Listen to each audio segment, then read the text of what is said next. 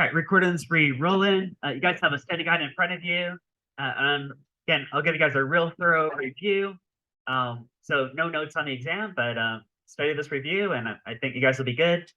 All right, so this review is going to take a few days. Again, I want to make sure they got a recording before like seniors start taking the exam. So number one, light is different from objects with mass. That no matter how fast the source of light is moving, light always has the same speed, right? Oh, okay, so this looks like a relativity question off the bat. So these questions, I meant to mention this too. All these questions are since the break, so starting in January. I mean, maybe a few principles from last semester, but all these questions really focus on the content that we did this semester. Now, they aren't exactly in the order that we did in class, but they're kind of grouped together. So we're going to start off with some relativity questions. And you're right, light has the same speed regardless of the frame of reference of the observer, right? So if you are at rest or you're moving at half the speed of light, doesn't matter. If you measure the speed of light, it's always the same speed. It's always 3 × 10⁸ meters per second. Okay? So that was discovered with that Michelson-Morley experiment was one strong result of that, right? And then Einstein comes along and interprets that. Right? Einstein reasoned that. Let's see. Did Einstein say all motion is relative? Did he say that a spaceship cannot measure its speed relative to empty space? Did he say that a spaceship can only measure its speed relative to other objects? Do those all sound right? Yeah. I think Einstein said all those things. Number 3, a spaceship moves away from a space station at half the speed of light.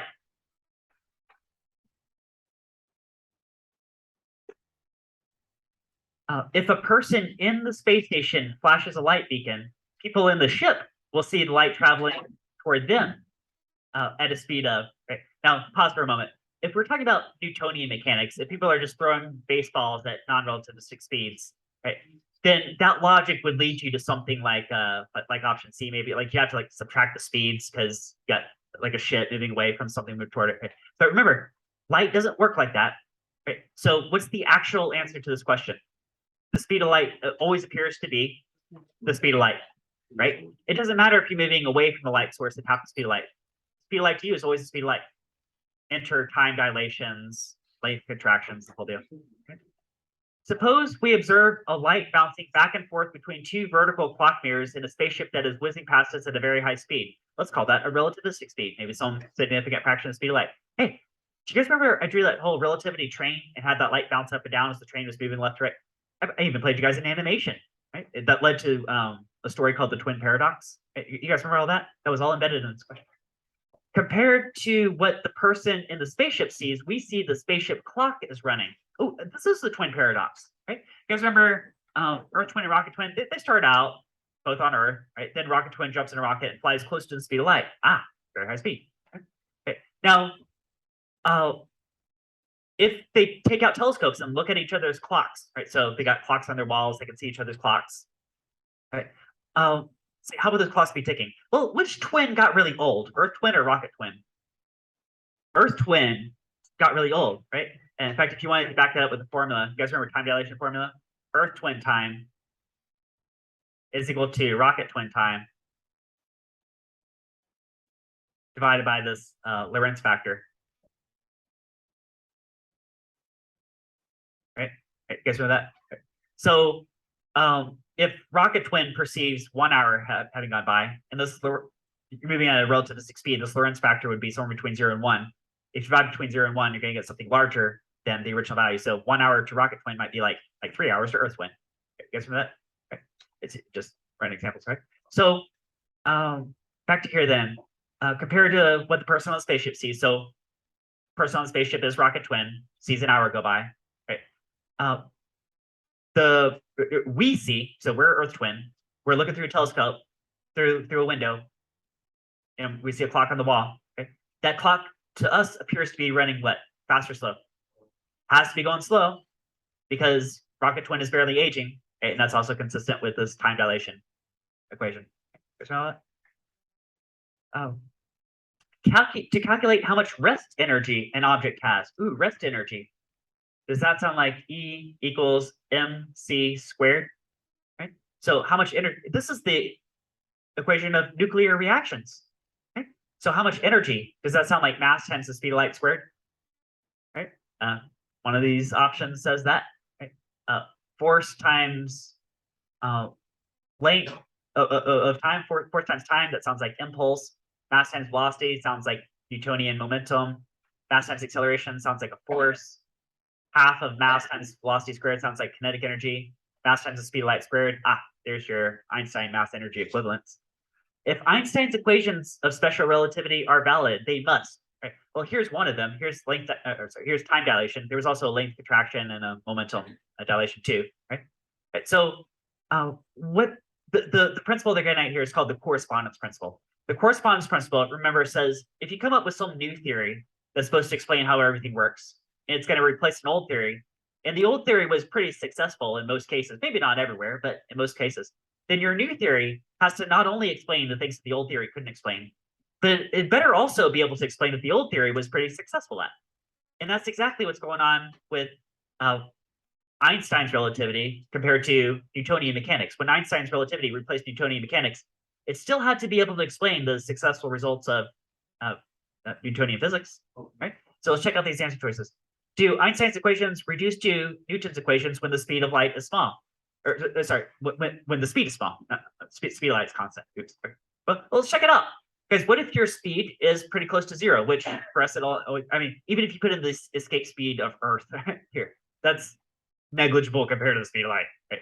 So doesn't this bit reduce to zero or pretty close to zero? Guys, what's 1 minus 0? 1. What's the square root of 1? 1.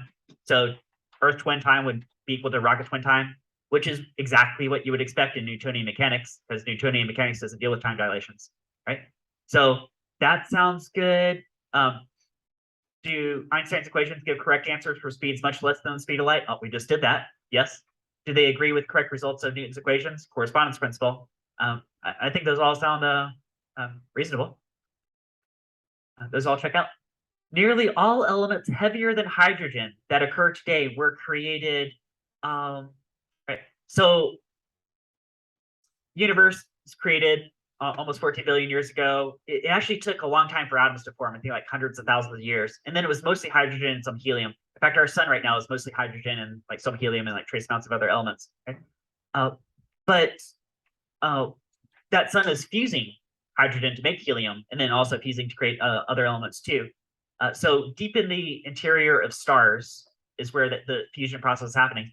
In fact, most of the elements you see around today, like beyond hydrogen, helium, were probably created from a nova event or maybe a supernova event, right? So like the end of a star's life, a huge energy release, right? You create like most of the elements of the periodic table. So we're looking at deep interior of stars. Which has more density? Okay, we're going on to materials now. Right, so we've left behind relativity. We're going on to materials. Has more density. You guys remember density is equal to mass per unit volume. Mass per unit volume. So a loaf of bread just after it comes out of the oven, or the same loaf that's been squeezed into a small volume. Now, do those two loaves have the exact same mass? Yeah, it's the same bread. It's the same material, same matter, but different volumes. So if you start out with like a big loaf, that's a big volume, right? And then you squeeze it into a little ball, right? Now it's a smaller volume. Which one has a greater density? The big loaf or the small ball?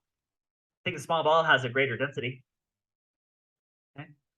A block of iron is heated in a furnace where it consequently expands. That is true. That's thermal expansion, right? You heat something, it's going to expand. In the expanded condition, its density is, well, when you heat it up and it expands, does its mass change? Mass didn't change. Does its volume increase? Its volume goes up, which causes the density to go down. When used horizontally in construction, an I-beam is nearly as strong as a solid bar because, let's take a look at an I-beam. You guys remember we talked about engineering a bit? I had a PowerPoint slide with an I-beam on it, kind of like this. Use these in construction all over the place, right? Because see, like if you put a force, let's say you put a force on the top, like a weight straight down, like right in the middle. Okay? Maybe this thing is like resting on supports, like right on the ends, right? So like one support there and another support like over here. Okay? Does this thing want one like bend, like a smiley face, kind of how I drew it? I think, right? And do you think maybe the bottom flange is going into probably mostly tension, and the top one maybe like mostly compression. Does it look like, right? But that's where most of the stress is happening. Like there's not a whole lot of stress in the node. In fact, there's like a center line where there's like probably like zero, like it reaches an equilibrium where it's neither compression or tension. Right? So I think most of the compression and tension happen in just the top and bottom parts. Oh, tension and compression are predominantly in the top and bottom parts. That would explain that, right? Less force is required to poke through an eggshell from the inside to the outside. Ooh, take a look at an egg. Here's a cross section of an egg. Right? Ooh, does it look like all around it has like like an arch shape? Hey, an arch is a really strong shape, isn't it? Right? You guys see like stone bridges made out of like an arch shape. Right. So if you try to push from the outside, do you think there's a compression support? I bet this eggshell material is really good at handling compression, really good at compression. Right. But do you think if you apply a little bit of tension to the eggshell, it'll like crack open easier? And I bet you could get that tension if you poke out from the inside, right? So, does it have more compressive strength and more strength? Like it's harder to press from the outside, isn't it? It's hard to break in. And it's really easy to poke out from the inside.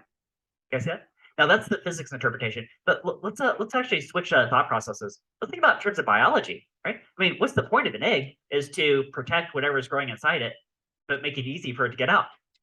Like why would an egg evolve? Like from an evolution perspective, right? Well, because it serves that purpose, right? And it would do that successfully. So yeah, so there's a physics perspective, but there's also a biology perspective. Which geometric shape has the least surface area for a given volume? Right, and we got some options here. So let's say you had a ball of Play-Doh, and option A says a pyramid. So you make a pyramid out of that Play-Doh, right? And then you paint that with some amount of paint. That's what surface area is talking about, right? Like you paint the thing. Then you make a cube with the same like mass of Play-Doh. Then you make a sphere, right? So like 3D, right? Then you make a cylinder, right? And you paint all these. Now, again, they all have the same mass, the same weight, the same volume, right? Same density, all, right? But different surface areas. Because which of these requires the least paint to paint it? That one right there, right? So the least surface area is a sphere, right? I think if you rank these, you go sphere is the least, then cylinder, then cube, and then the pyramid should be the most probably. I think that's how it would rank probably. Which will cool a glass of water faster, ice cubes or the same mass of crushed ice? Ooh, which one will cool the water faster? Crushed, right? Why? Because the crushed ice has more surface area, right? So that heat exchange happens more quickly. An elephant grows to twice its height.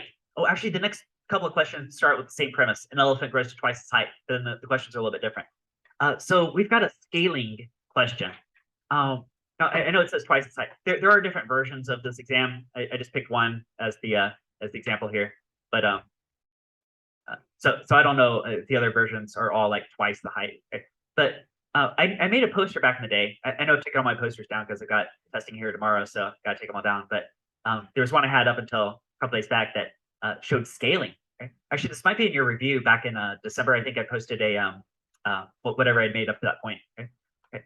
And look kind of like this. Suppose you have a little tiny box. It's like 1 unit by 1 unit by 1 unit. Okay? Okay. And you could do different things with the box. You could walk around it like perimeter. You could paint it like surface area. You could fill it with water, right? Something like that. Right? And then you expand it each linear dimension by a factor of 3. So it's 3 times as wide, 3 times as deep, 3 times as tall. Right? You guys see that? Right? So first question, to walk around it like perimeter, right? That's a linear concept, isn't it? Like you walk some distance to like meters, for example, right? How much further do you walk around the large crate compared to the small box? 3 times, right? See, it's a linear expansion of 3, and it's a one-dimensional concept. What distance do you walk? So it's 3 to the power 1 is 3. Okay. Next question. Suppose you paint the surface of the small box, and then you paint the surface of the large crate. Okay. How much more paint do you need for the large crate compared to the small box? 9 times, because painting the surface is a 2-dimensional concept. So it's a linear expansion of 3, 2-dimensional concept. That's 9 times the amount of paint. That's also 9 times the shadow, by the way. If you're like shining the light, what's the areas of the shadows? actually, this might be easier. What if you just paint one surface? What if you just paint the front face? You guys see the front face is like that much area? And the large crate is going to be 9 times that. Is that maybe that's easier to see? And the third question is like, suppose you fill with water. Take some amount of water, and then you for the small box, and then you fill the whole large crate. How much more volume the large crate compared to the small box? 27, because the linear expansion of 3 dimensions will be volume. That's 27 times the water to fill it. Right? You guys see you could fit, let's see, 3 by 3 is 9 boxes down in the first layer, but that's the first story, and there's the second story and the third story. So 9 times 3 is also 27. So yeah, fit 27 little boxes in the big crate. Okay, now this is a pretty simple shape. It's just a geometric cube, but you can make this any shape, and the same principle applies. So now let's go back to this elephant. The elephant grows to twice its height. Okay, now twice its height. So it's not an expansion of 3. Now maybe it's an expansion of 2. Can you guys imagine that? Right? So twice as tall. Right? But some other properties of the elephant also change at different rates. The area of its ears, like the surface area of its ears, would now change by a factor of what? 4. 4, right? Because it's a linear expansion of 2, like twice its height, but it's an area. So 2 squared is 4. 2 squared is 4, right? But why does an elephant have such large ears? Well, one reason from a physics point of view would be it can radiate away heat. I mean, if it's the larger animals, like have to like be able to radiate away heat to maintain a body temperature, constant body temperature. It's a warm-blooded animal, right? So, that's one reason. So yeah, so 4 times the area. An elephant that grows to twice its normal height, so same premise we're starting out with. Its weight will increase by a factor of what? 8. Because weight is multiple of mass, right? And mass occupies volume, and volume is 3-dimensional. So a linear expansion of 2 cubed for 3 dimensions, 2 times 2 times 2, 2, 4, 8. That's 8 times the volume, 8 times the mass, 8 times the weight. Okay? All right, guys got that? All right. 17. Archimedes' principle says that an object is buoyed up by a force equal to, look at this. So suppose you got maybe an object that's like submerged, right? I don't know, maybe it's sinking, maybe it's kind of floating, who knows? Okay. But I'm thinking, yeah. Did I? Where pressure is greater. Oh, thank you. All right. So where is pressure greater? 1 meter beneath the surface of Lake Michigan, or 1 meter beneath the surface of a swimming pond? Well, here's the formula. Pressure is equal to density of the fluid times the gravity field times the depth. I'll call H. Maybe I'll draw this out. So say you got like the surface of the water here, okay? And you like dive down. Right? So this water has some density, 1,000 kilogram per cubic meter, if we're talking about water. Right? Gravity field of Earth, about 9.8 meters per second squared. Right? And then here's some depth down. I'll call that H, right, from the surface. Right? That'll tell you like what pressure you feel at. Right? Guys, does it matter if you're in a swimming pool or if you're in the Atlantic Ocean? No. It's same density water, same gravity field. It's the same depth. They're all the same. They're all the same. Okay. Yeah. Thanks for catching that. Okay. All right. Now Archimedes' principle. Now Archimedes' principle. Here, actually, I want to draw this like right beneath this. What I should do. Right. Draw this. Let's draw this cube all over again. So I got this cube. It's like submerged, right? And it's got 2 forces on it. Right? It's got a weight, call it mg, right? And it's got some buoyant force, F sub b, right? Let's separate this out here. Okay. And that buoyant force is equal to the density of the surrounding water, so the density of the water, not the object, but the water, times the gravity field, times the volume displaced, which if the object is completely submerged, it would be equal to its own volume. Right? But if it's like a floating iceberg, it's only the part that's pushing the water out of the way. Right? You guys remember that? Okay. These 2 formulas, by the way, look pretty similar, right? So instead of a pressure, now it's a force. Density of the water, gravity field is the same, right? Height versus volume. Guys, height is a 1-dimensional concept. Volume is like maybe height times area. You could think like that. Oh, hey, if you do pressure times area, that's a force, right? These are kind of related concepts, aren't they? Archimedes' principle is the one on the right. So, guys, what is density times volume? Mass. And mass times gravity, that could be a force, like a weight, right? Right? Is this the weight of the displaced water? That's another way of saying it. The weight of the water that you push out of the way is equal to the buoyant force that's pushing you up. Is it? Right? That's Archimedes' principle. So Archimedes' principle, a force equal to the, let's say, volume of the fluid displaced. Guys, can a force be equal to a volume? That's not even the same concept.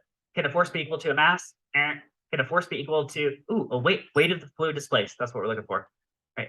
And then option D, can a force be equal to a mass? Right? Like the other options don't even make sense from a unit's point of view, right? You guys get that?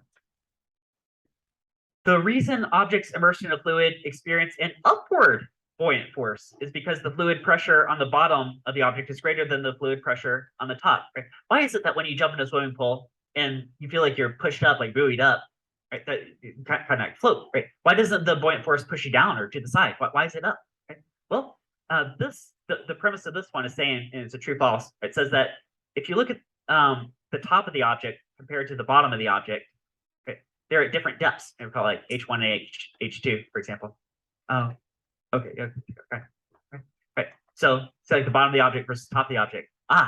So you get different pressures. Is that true that the pressure would be greater against the bottom than the top? Right. And so that would tell you the direction of the buoyant force. See, this Archimedes principle, as I've got it written here, tells you the magnitude of the buoyant force. But if you include the pressure differential, that tells you the direction has to be upward. Okay. A hydraulic press works because, let's take a look at a hydraulic press. You guys might remember this. I made a poster for this one too, and took my posters down, but oops, had to be done. It's testing season. You guys remember something looks like this? There was like a piston here, like a piston here, right? And then maybe you've got like a car on this side, like a hydraulic. Let's say hydraulic press, doesn't it? Okay, I'm drawing the hydraulic lift, but it's the same concept. Right? And you got all this hydraulic fluid, right? And these pistons are different areas, right? I got a small area here, and I got a large area here. Right? And on the large area, I put a large object, maybe like a large weight. Right? It's got a huge weight. Right? It's a huge output force. I'll call it F2. So to lift that car, maybe you only need a small input force. I'll call this like F1. Right? And isn't this hydraulic fluid doesn't have the same pressure everywhere? Well, maybe ignoring the small height change, but isn't pressure transmitted undiminished? So pressure on the left is equal to the pressure on the right, and pressure is force per unit area. F1 on A1 equals F2 on A2. Right? Is that true? Right? You guys got that? All right, so let's check this out. Hydraulic press works because Pascal's principle is operating. Just said that. Liquids transmit pressure in all directions. Liquids transmit pressure undiminished. Also takes on Pascal's principle. One piston is larger than the other piston. The fact that you have pistons of different sizes allows there to be different forces. Okay, so right there. Okay. You guys remember that? Suppose a stone weighs 8 newtons in air, but in water only 5 newtons. Now, when they say weigh, they're not actually talking about the gravity force doesn't actually change, right? Maybe we're talking about like if you suspended this from a spring scale. Okay? So I've got the stone just hanging in the air, and here, let's do a free body diagram. Let's say it weighs 8 newtons. So there's your weight, right? And the tension in the string is also showing 8 newtons, or something like that. Okay? But then you submerge this in water, and the gravity force doesn't actually change. It still weighs 8 newtons. Okay? But the string is only now showing 5 newtons. That's because there's a what force also acting on it? Buoyant force, which is like 3 newtons. Okay, is that something like that? What is the buoyant force acting on the stone? You guys just told me. Right? You guys can figure that out. If you squeeze a balloon to half its original size, the pressure inside. Do you guys remember? Okay. Balloon, got some pressure, got some volume. You guys remember ideal gas law? Pressure times volume equals nRT. You guys remember PV equals nRT? Remember that? Right. So, well, if the balloon's tied off, then the amount of gas in it doesn't change. That's what the N is, right? Like the how much gas molecules. Right? The R is just a constant to tie everything together, so that doesn't change, right? Now, if you squeeze this, maybe the temperature could change a little bit, but let's maybe negligible. So we're not really interested in that. So basically, all the stuff on the right side, we're going to call constant. That's constant. That's constant. The temperature, well, we'll call it constant too, because that's probably pretty close to true. Okay? So if you squeeze a balloon to half its original size, doesn't that decrease the volume? Right. So to compensate, to balance this equation, what does pressure have to do? Has to increase, and it has to specifically, if volume gets specifically to half, pressure specifically has to do what?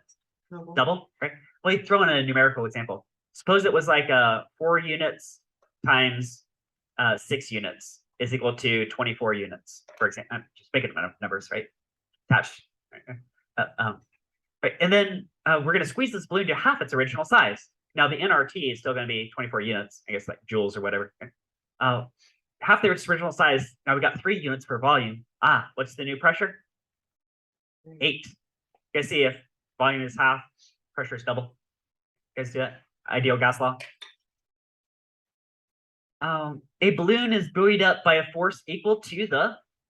This sounds like Bernoulli principle all over again.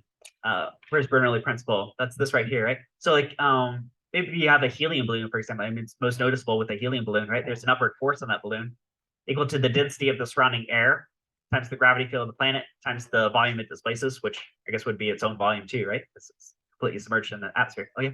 Do you have that version of the study guide with like the answer choices? Do you well, Classroom? Just I'm just making a video. That's how we're doing. Right. Okay. So the video is gonna be up there. Right? No.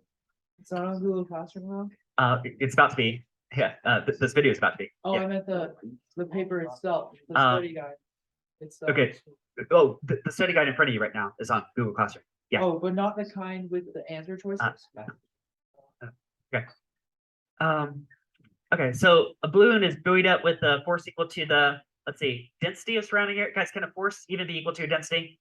No, those are different concepts. Can a force be equal to a pressure? No. All right, but C and D say something about weight. So is the buoyant force equal to the weight of the balloon itself or the weight of air that the balloon displaces? Weight of the air. The weight of air that the balloon displaces, right? Is that buoyant force? Right? Got that. Right. A 2-ton dirigible hovers in the air. So we're talking about like a blimp. Right, let's draw like a blimp going on here. We've got like a sky cam, the whole deal, right? Right. So there's a blimp. Let's look at the free body diagram of this blimp. Now, if it's just hovering there, it's in equilibrium, isn't it?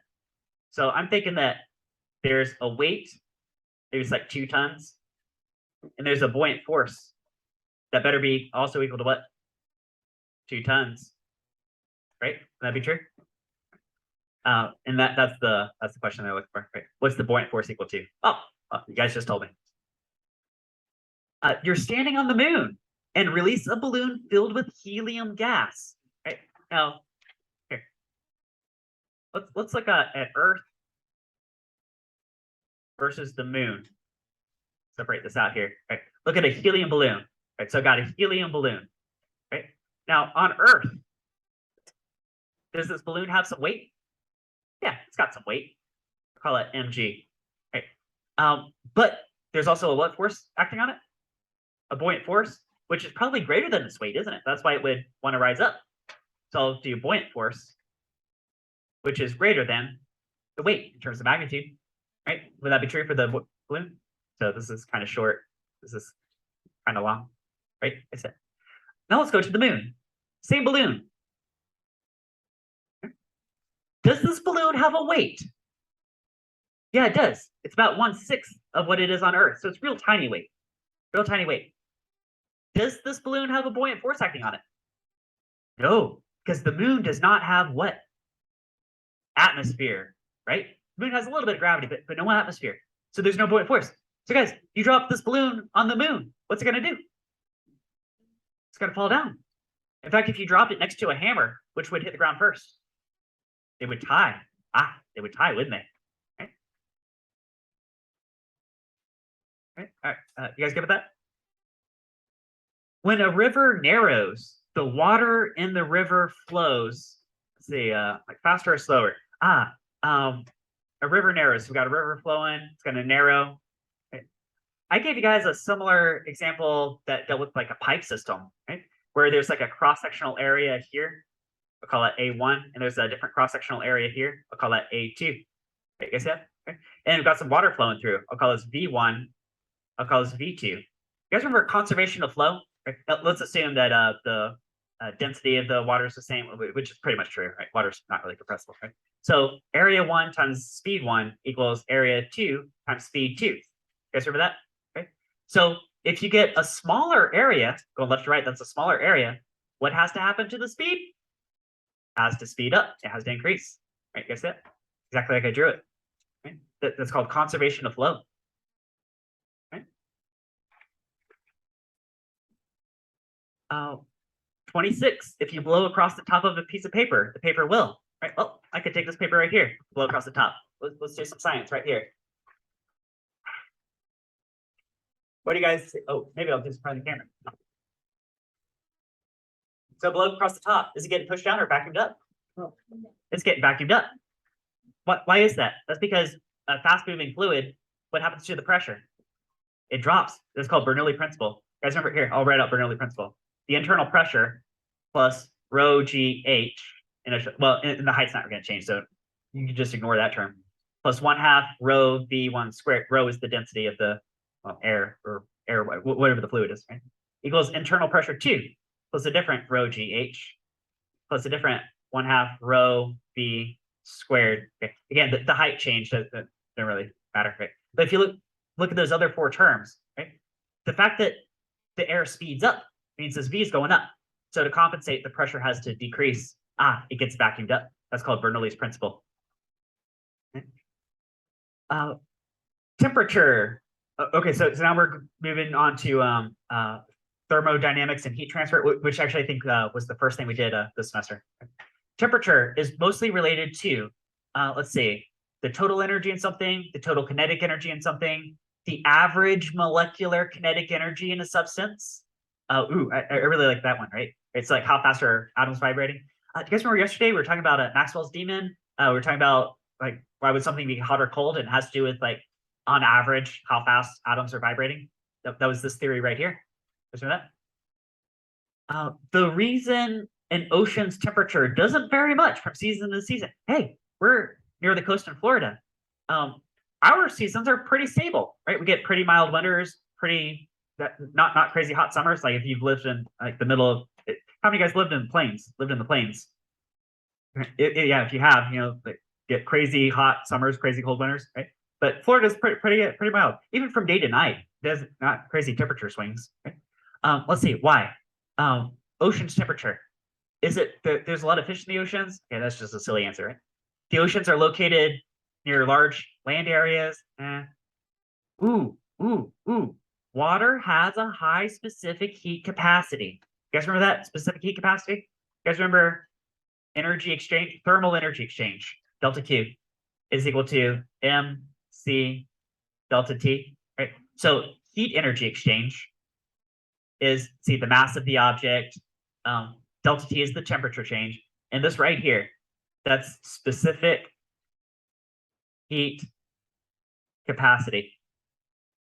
In fact, if you wanted to rearrange this, you could say, how much will temperature change? Well, how much energy was put into it, thermal energy, divided by the mass of the object times specific heat capacity. So if you had a large specific heat capacity, then even for a large energy exchange, the temperature is not going to change very much because you're dividing by a large number. You see that? Okay. Water is really hard to change the temperature of water. You put a little bit of heat on a metal, it's going to heat up the metal. Now the metal's hot. You put a little bit of heat in water, temperature barely changes. In fact, it's really hard to boil water. It takes like several minutes to boil water, right? It's really hard to change the temperature of water. Okay.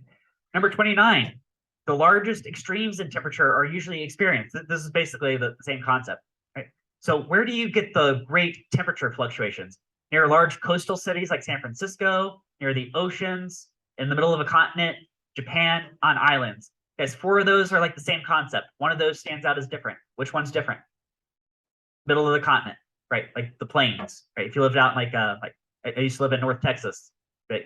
Crazy hot days, crazy cold nights, crazy hot summers, crazy cold winters, right? Moved to Florida, and all these other four options are near large bodies of water where the temperature is relatively stable because water has a high specific heat capacity. The fact that desert sand is very hot in the day and very cold at night is evidence that sand has a very low specific heat capacity, right? It's really easy to change the temperature of sand, right? You put a little bit of heat in sand or take a little bit of heat energy away. Specific heat of sand is very small. Huge temperature fluctuation in the sand. An iron ring is heated. The hole becomes, right? Let's get an iron ring. You guys remember thermal expansion? Thermal expansion? Right? Like here, let's go to a different, like an easier example. Suppose you have like an iron bar. An iron bar. I'm going to heat up this iron bar. Is it going to expand? Yeah, it's going to expand. It's going to expand in all three dimensions. Yeah, we mostly focused on this this length expansion, but expand all dimensions. Right? Now let's go to the ring. Right? Does the material of this iron ring expand? Yeah. Makes it bigger? Yeah. Occupies more volume. Right now, the target question. What about the hole on the inside? Right? This hole itself, does the hole get bigger or smaller? Bigger, right? The whole object expands, including the hole in the middle, as long as you heat it uniformly. That's going to be true. Right? You guys remember that? You guys remember Paul Hewitt did this demo? Right? It like barely forced through like some object, but then he heated up and it went through real easy. During a very cold winter, water pipes sometimes burst. The reason for this is, and we don't have to worry about this too much in Florida because again, pretty mild climate. But I remember talking to my brother just this last winter, and he said, "Oh yeah, he lives up in Pennsylvania. There was some like cold storm coming through or something, right? Some deep freeze." He said, "Yeah, we actually had to make sure everybody emptied the water out of their pipes for this reason, right? Because guys, what does water do when you freeze it? Expands, right? Guys, does ice sink or float? Ice floats. Hey, that's evidence that has less density because even for the same mass, it has a larger volume. It expands. Okay? So let's look for that. Does water expand when it freezes? And that would burst pipes. Is that true? Okay. A bimetallic strip will bend because bimetallic, bi is two, metallic, metal. So we're looking at two metals. Okay? This could be a bimetallic strip. Suppose one of these metals is iron and the other one's copper. Ooh, do you guys think that iron and copper probably expand at different rates? Like a change in length could be equal to the original length times the coefficient of thermal expansion times the temperature change, right? Now, maybe they have the same temperature change, right? Maybe they start off as like the same width, right? But they're different materials, so they have different coefficients of thermal expansion. So, or probably, I mean, maybe it's like steel and concrete, where it's just as a matter of luck, it might be pretty much the same for steel reinforced concrete. But they're probably different. And if they're different, then they're going to expand at different rates, so they have different expansions, right? Is that true? Right. Let's see which answer choice says that. Each metal expands at a different rate. Oh, that's exactly what we're looking for, right? Each metal expands at a different rate. Hey, you guys got that? Oh yeah, can't type here. Pause this real fast. All right, and we're back. So back recording. 34. Heat transfer and conduction in metals. Heat transfer by conduction in metals occurs when? You guys remember there's three main forms of heat transfer: conduction, convection, radiation. Because so conduction, wasn't that like direct contact? Let's see, atoms give off heat in the form of electromagnetic waves. That sounds like radiation. Large numbers of atoms move from place to place. That sounds like convection. Electromagnetic waves travel from one place to another through a vacuum. That's radiation again. Electrons bump into atoms and other electrons. Ooh, that sounds like conduction, right? Direct contact, right? So electrons bumping into atoms and electrons. Heat transfer by convection occurs when? Let's see which one checks out. Electromagnetic waves travel from place to place through a vacuum. That sounds like radiation. Atoms give off heat in the form of EM waves. Oh, that's radiation again. Electrons bump into other electrons. Well, we just answered that as conduction. Large numbers of atoms move from place to place. You guys heard of convection currents, right? You guys remember like the Gulf Stream, for example, flown by Florida, right? One reason that water flows is because there's a temperature differential between the equator and the poles, right? So now you have heat energy that's being transferred by this convection current, like large numbers of atoms. We're talking about like whole parts of the ocean flowing. Right? Or let's say you heat up some water and you get some steam, right? That cloud of steam is moving heat energy by convection. Heat travels from sun to earth. Guess how does heat travel from the sun to earth? Radiation, right? Is visible light radiation? Yep, it's electromagnetic radiation. Infrared, ultraviolet, visible light, right? Radiation. Which cools at a faster rate? Boiling water left at room temperature, or a pot of lukewarm water, the same size left at room temperature. Right, so here we're talking about Newton's law of cooling. Right, so this one's a little more involved in some of these questions, so I'm gonna draw this one out. Suppose you have like a pot of water, and it's really hot. It's like emanating heat. Right, you guys see that? It's like cooling down. Right, and I put a thermometer in here. Thermometer, right? And I'm watching the temperature. Right, I'm watching the temperature like decrease over time. So here's the temperature. It could be in degrees Celsius, could be in Kelvin, but right, as a function of time. Oh, I don't know, seconds, hours, whatever. Okay? I start with some initial temperature. I'll call that temperature hot. Right? And over time, this is eventually going to reach room temperature. So I'll call that temperature of the environment. Right? So, this should be asymptotic, right? Because given enough time, it's just going to reach that room temperature. So I did dash asymptote, horizontal asymptote. So this will give a curve that looks something like this. Isaac Newton came up with an equation for this. It's called Newton's law of cooling. Now, in the beginning, do you guys see the rate change? Guys, the rate change, isn't that like the slope of this line? Like degrees per second, right? You guys see a really steep slope versus after maybe a couple of hours, you guys see a really shallow slope. So which time was the rate of heat transfer happening faster? Near the beginning or after a couple of hours? I think near the beginning. I think it's cooling off faster when it was really hot, right? And that's what we're looking for here.